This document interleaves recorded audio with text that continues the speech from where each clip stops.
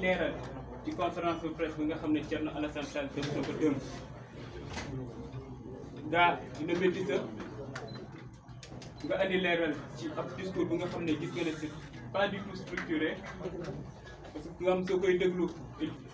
donc essayer quand même un temps soit peu jukki ci quelques points rek andi ci ay leeral loolu mooy nekk le premier point. Le deuxième point c'est que ñuy suivre sama page Facebook wala Twitter temps yi gis nañ ne am na yenn écrit yu ma defoon ci loolu maa ngi ko doon woo pour ñu débattre ci ay sujets notamment au spontané Mina bëggoon naa maag moom ñu waxtaan ci bokkoon na aussi ci dossier Azer bi bëggoon naa aussi ñu waxtaan ci donc dinaa xuus ci dossier yi noonu andi ci juste quelques points. Alors ci leeral xam nga day baax souvent ñuy rappeler aux Sénégalais que Thierno Alassane Sall n'est pas sorti de la cuisse de Jupiter. Il était avec le régime de Macky Sall en 2012, en 2013, en 2014, en 2015, en 2016 et 2017. Il faut même rappeler qu'il a été coordonnateur des cadres de l'APR. Su Macky Sall defuloon waxee donc rester sur un mandat moom dina rester ak moom pendant un mandat donc quinquennat l'équivalent de mandat bi nga xam ne moom la ñu jox le président Bassirou Diomaye Diakhar Faye. Donc moom su génnee naan day naan régime bu fi nekk ci un an yi jàpp na defuñ ci dara gisul projet day baax ñu leeral ko ñoom buñ ci nekkee ci même ces 4 premières années yi lu ñu def par rapport à ñun en un an ce qu'on a fait. Parce que je ne vais pas comparer cette première année ak suñu bopp parce que il n'y a pas matière à débattre là-dessus. Xam nañ bu baax ñun lu ñu def en un an ñoom ils l'ont pas fait en 3 ans. C'est ça la réalité et ça c'est factuel. Alors ce qui s'est passé nañ dem juste ci ñoom situation bu ñu jëlee Sénégal instant boobu ñoom bu ñuy gagné élection yi en 2012 on était en taux d'endettement de 3076 milliards de francs CFA, l'équivalent soit 34% du PIB. Suñu déficit bu ngi woon ci 6%. ñun bu ñuy egsi vous l'avez tous vu 99,67% en termes d'endettement par rapport au PIB, plus de 18 milliards de francs CFA de taux d'endettement. ci misaal ñoom bu ñuy ñëw Sénégalais bu nekk suñu jàppee yow lu nga yoral nit ñi ci bor on était autour de 219 000 francs CFA. ñoom buñ fiy bàyyi Sénégalais bu nekk war na fay 1,31 000 francs CFA. Donc bokkut en dépit de situation catastrophique bi nga xam ne bàyyi nañ ko dëkk ba ñun bu ñu egsee est-ce que kenn si yéen dëgg na ne am na salaire yu ñu fayu amut. ñoom il a fallu ñu dem adossé wu ci France instant boobu noonu pour mën a fay ay salaire ñun ba léegi dégg ngeen ñu ne dem nañu France dem ñaanaat wala Allemagne wala Chine wala États-Unis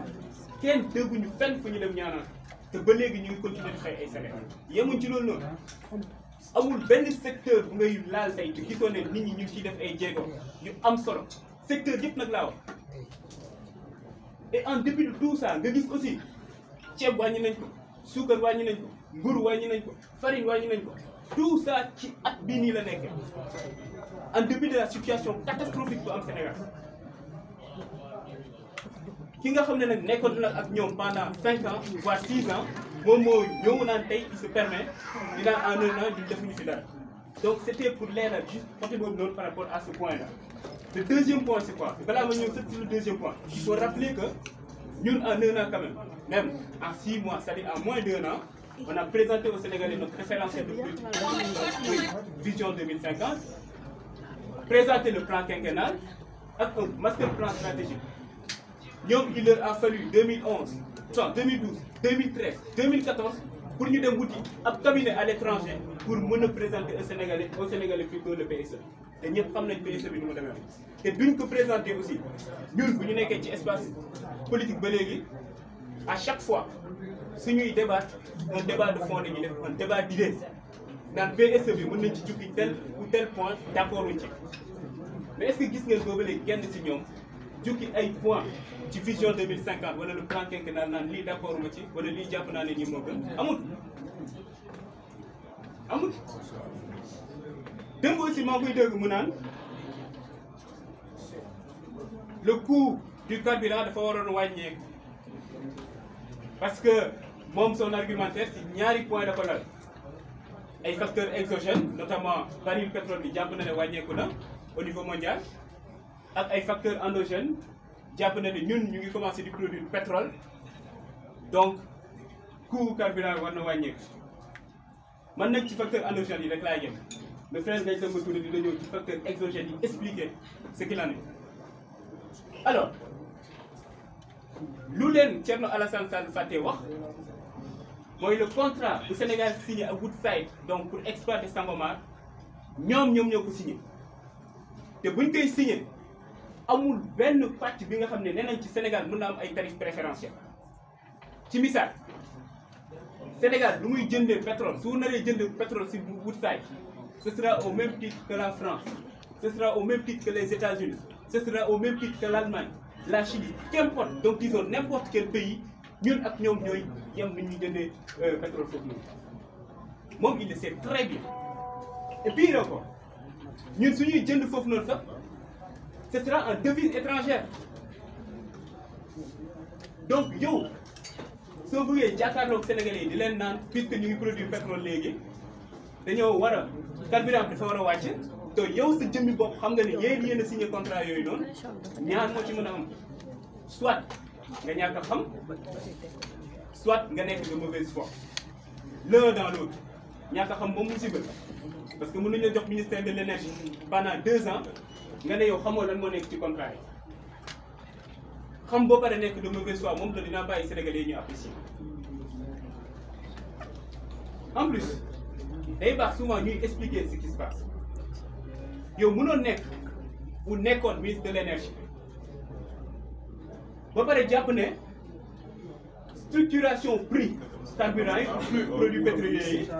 y a qu'un seul facteur qui rentre en jeu c'est le baril du pétrole.